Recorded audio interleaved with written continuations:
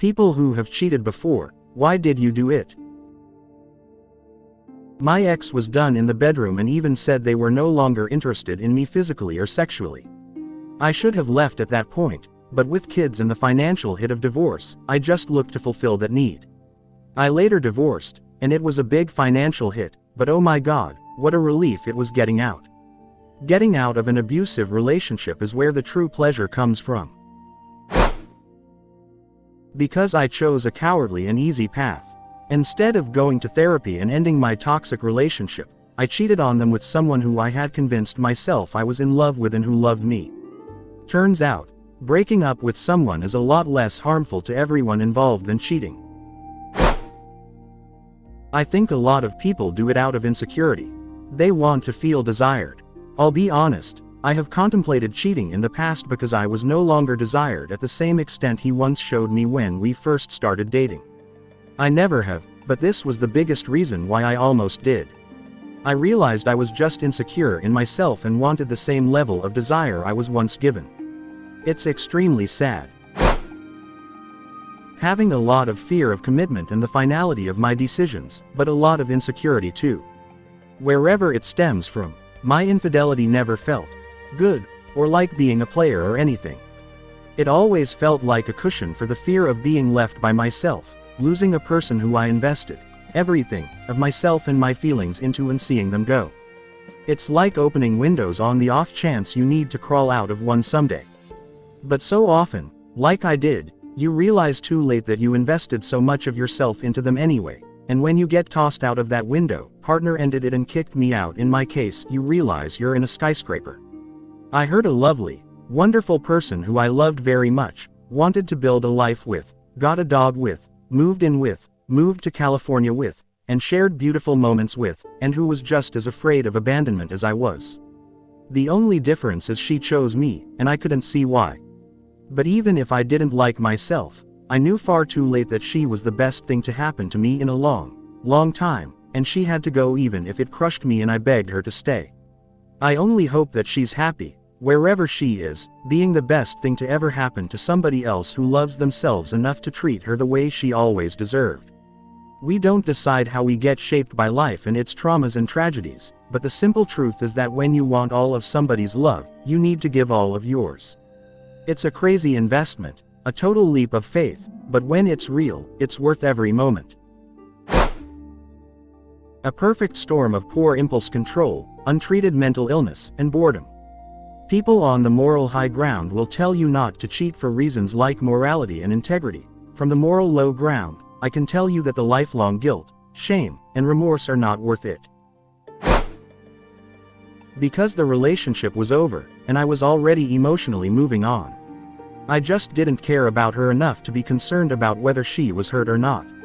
Honestly, in hindsight, I have no idea why we were still together. It did make the eventual breakup a lot messier. I was young, and it taught me an important lesson. If you're done, just be done and leave. There's no point in dragging it out. If you're ready to start looking for another relationship, begin by ending the one you're already in. I was the other man, but she told me specifically why. They were a power couple of influencer types, and they had a dead bedroom, no sex in 5 years. Then she found out he was cheating with a paralegal at his firm. They had a huge fight, and he angrily told her that she should go find someone to sleep with, assuming she wouldn't. I ran into her the next day and just talked with her, and she broke down. Initially, 90% of it had to do with me simply being kind to her when she was at a really low point. But she said it morphed into the fact that I treated her like a vibrant and attractive woman and met her needs. She compared it to drug addiction, to which she had no actual frame of reference because she had been missing that for so long. They ultimately sorta worked things out, but every Saturday for 5 months, she was at my house all afternoon, and sometimes on Sunday.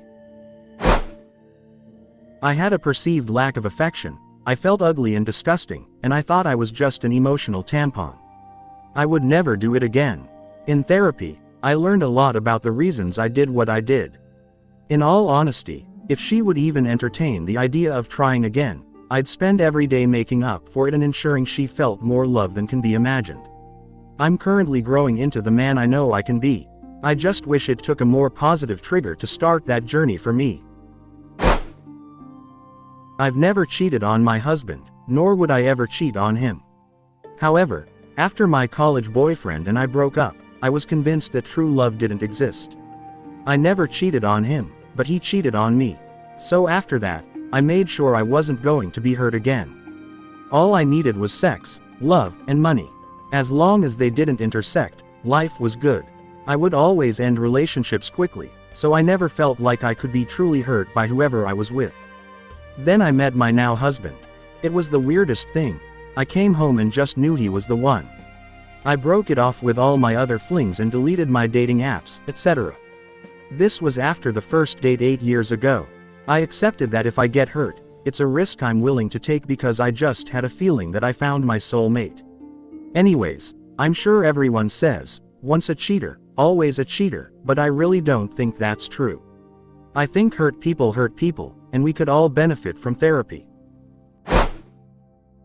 Not me, but my ex and my mother. They both cheated a lot, and for the same reasons. They were incredibly self-conscious and insecure. They didn't even have to really like the people they cheated with. They just craved the attention. When someone liked them and made them feel good, it gave them confidence. Saying no would have ended their confidence boost, and they were always too afraid to say no. I've watched them both cry their eyes out because they didn't want to be cheating, but they felt completely out of control. They felt like horrible people, and rightly so. They were both people pleasers, always afraid to say no to anything and everything, and that escalated when anyone would come onto them. As far as I saw, they hated themselves so much that they felt they needed these outside sources to make them feel whole. Understanding why my ex cheated so much made me view him as a human. He's still my roommate and best friend, and he's currently in a wonderful relationship where he's been completely monogamous and hasn't cheated, and I'm very proud of him for working on himself. Cheating sucks, it hurts. But trying to see it from a human perspective can sometimes take the pain away. As someone who was cheated on last year after 9 years together, 6 months postpartum and 2 weeks before our wedding anniversary, I'm repulsed and triggered by this thread, but I couldn't stop reading. Cheating is honestly such low character and value. There's so much that goes with it.